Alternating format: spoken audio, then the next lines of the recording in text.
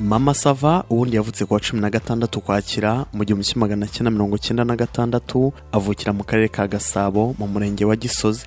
Amashuri abanza yayize kuri Ecole Primaire de Gisozi, icyiciro rusange cyayisumbuye akiga i Nyanza muri Maranatha, icyiciro cya kabiri akiga muri Ecole Secondaire Espoir de Gasogi aho yize icungamutungo.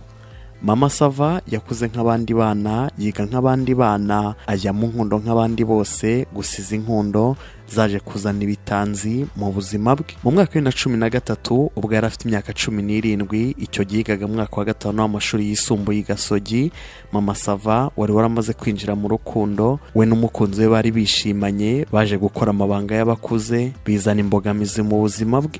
Ubwo yaganiraga n'igihe, Mama Sava yavuze ko mu mwaka wa 2013 umusore bakundanaga yamuteye inda. Uyu musore yaturukaga muri Kenya, akimenya ko yamuteye inda yahise